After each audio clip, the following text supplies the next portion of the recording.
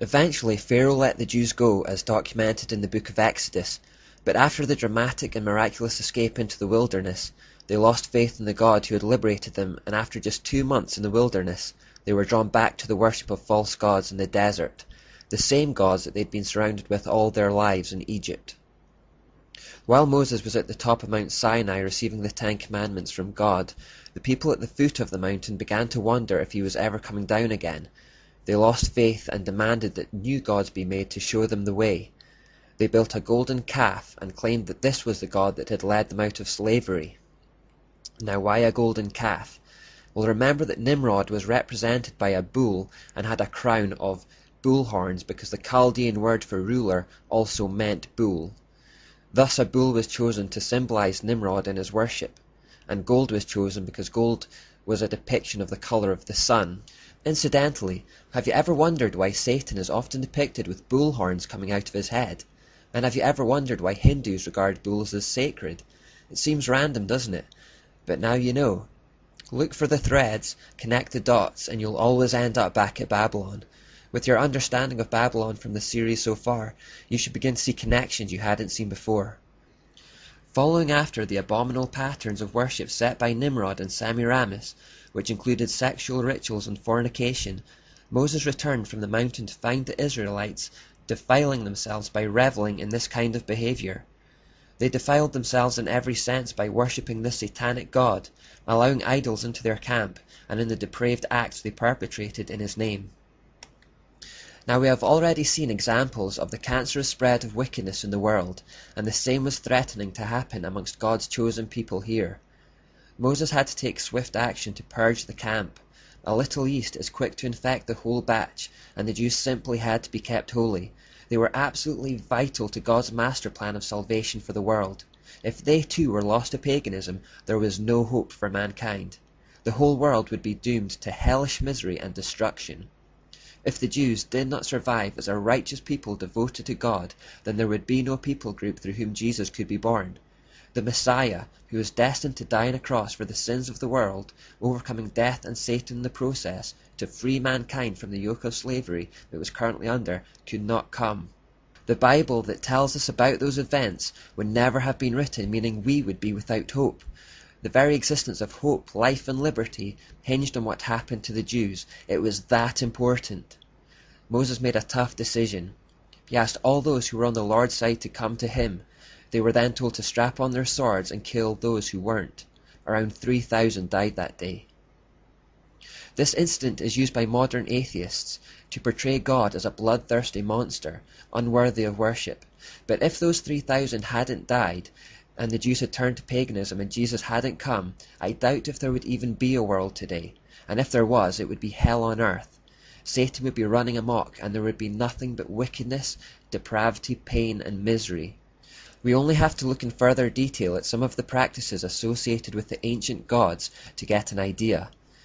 For example, take Molech, who was the form of Marduk or Nimrod worshipped by the Ammonites. We read in Leviticus that part of their rituals involved child sacrifice and cannibalism. God warned Moses about this repeatedly. Do not give any of your children to be sacrificed, to be passed through the fire to Molech, for you must not profane the name of your God. I am the Lord. Human sacrifices and fire were part of Nimrod's worship from the very earliest days, of course, because fire was seen to be the earthly representation of the sun. Later, in Jeremiah 32:35, we read, They built high places for Baal in the valley of Ben Hinnom to sacrifice their sons and daughters, causing them to pass through fire to Molech, though I never commanded, nor did it enter my mind that they should do such a detestable thing and so make Judah sin. In the same way God's priests in the tabernacle used the meat of the animal sacrifices for food, so the priests of Baal did also eat of their human sacrifices. In fact, this is where we get the word cannibal from. The Chaldean Baal means priest of Baal. Don't let anyone attempt to portray God as a murderous villain, slaughtering innocent women and children. We are talking about the defeat of depravity from the pit of hell. People who sacrificed their own children and ate their flesh. The camp had to be kept holy, a concept our world understands little about. We should also see in this episode the burning hatred God has for sin, and remember how vital it is for us to remain righteous in His sight today. Because of Jesus, there is now no need for bloodshed when we sin, and this has perhaps diminished our understanding of its severity. We should remember, however, that the punishment for sin is as severe today as it always has been. It's just that Jesus already spilled His blood so that we don't have to.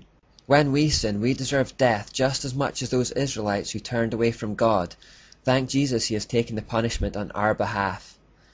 Perhaps as further punishment for that generation, perhaps to build character, perhaps to continue the purging process, and perhaps because we develop a deeper relationship with God in times of trial, almost certainly a mixture of all four of these, God decided to keep them in the desert for 40 more years. God needed to get these people to trust Him and to build a relationship with Him, and the wilderness, a place where they had to rely on Him even for food and water, served that purpose. One final thing I'd like to highlight about the desert years. Notice how God chose to reveal Himself to Moses. He chose to reveal Himself at the top of Mount Sinai, a mountain. Remember that Babylonian ziggurats were built to represent mountains, and the apexes were said to be where the gods lived. Remember, this is as a result of Satan's desire to be the Most High. Because all ancient mythologies and false religions stem from Babylon, you'll find parallels of this in many cultures. Mount Olympus, for example, is famously where the Greek gods were supposed to have lived.